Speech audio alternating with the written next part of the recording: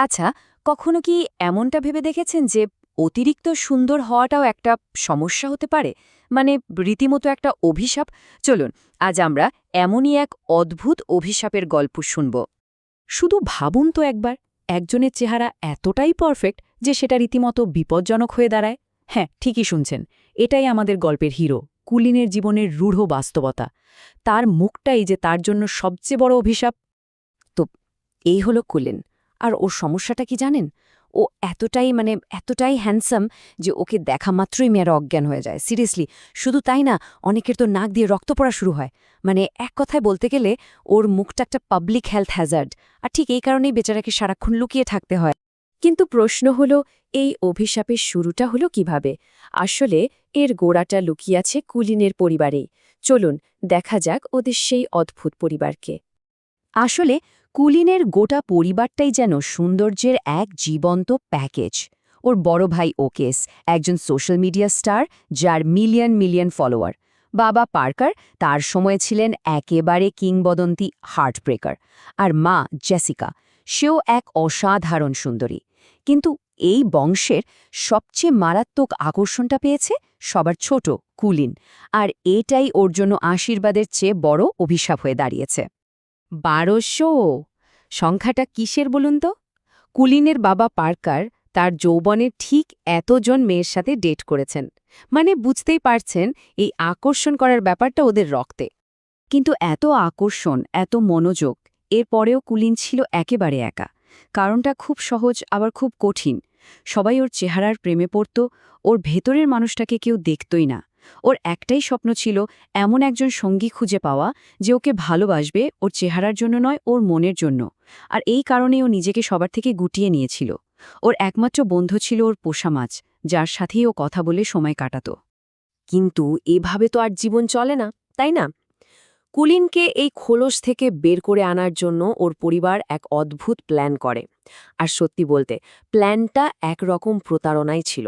কুলিনকে বাড়ি থেকে বের করতে ওর পরিবার রীতিমতো একটা নাটক সাজালো। ওরা এমন ভাব করল যেন ওদের সব টাকা পয়সা শেষ, ব্যবসা লাটে উঠেছে, হোম স্কুলিংয়ের খরচ চালানো আর সম্ভব না।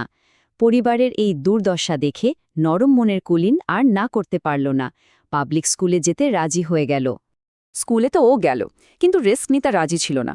তাই প্ল্যান করল সারাদিন হেলমেট পরেই ক্লাস করবে। কিন্তু ক্লাসের টিচার তো আর এটা মানবেন না। উনি জোর করে হেলমেট খুলতে বাধ্য করলেন। আর তারপর যা ঘটার ঠিক তাই ঘটল। টিচার ওর চেহারা দেখে সাথে সাথে অজ্ঞান, সোজা হসপিটালে নিতে হলো তাকে। এই ঘটনার পর যা হলো, কুলিন স্কুলের সবচেয়ে কুখ্যাত বুলি গ্রুপ থ্রিটারের নজরে পড়ে গেল।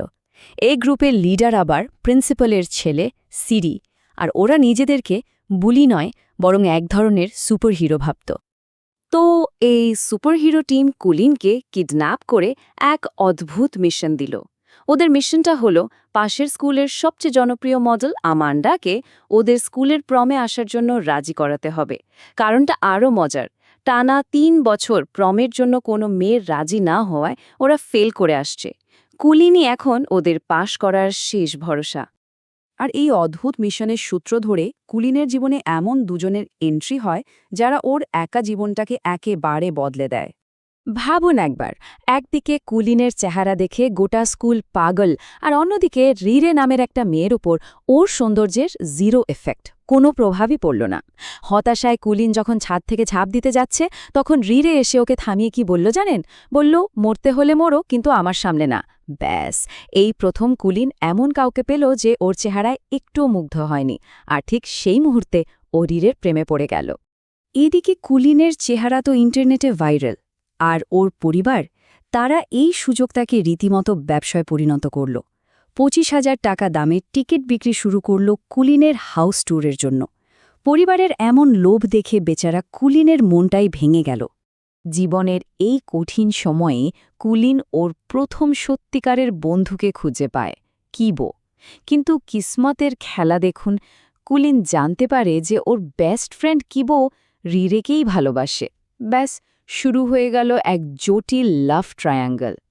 আর এখান থেকেই শুরু হয় গল্পের সবচেয়ে অন্ধকার অধ্যায়, এক বন্ধুত্বের বিশ্বাসঘাতকতা, ঈর্ষা আর নিরাপত্তাহীনতা কুলিনকে এমন একটা পথে নিয়ে যায় যা ওর বন্ধুত্বকেই একটা বড় প্রশ্নের মুখে ফেলে দেয়।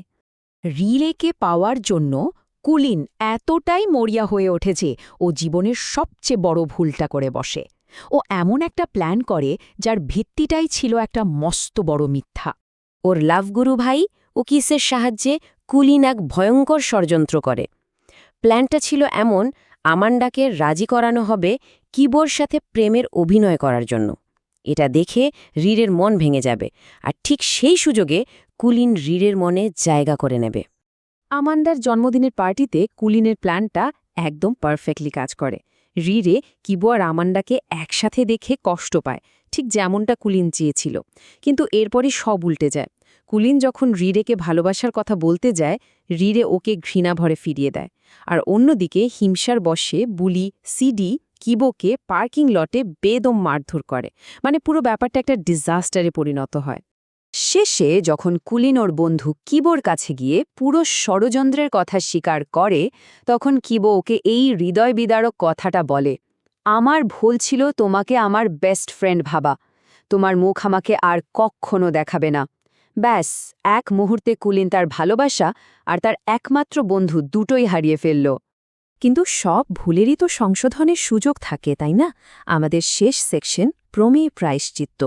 জীবনের একেবারে তলানিতে পৌঁছে কুলিন প্রথমবার নিজের দিকে তাকানোর সুযোগ পায় আর সিদ্ধান্ত নেয় নিজের ভুলগুলো শুধরে নেওয়ার। কুলিনের জন্য এই যাত্রাটা ছিল আসলে নিজেকে নতুন করে আবিষ্কার করার।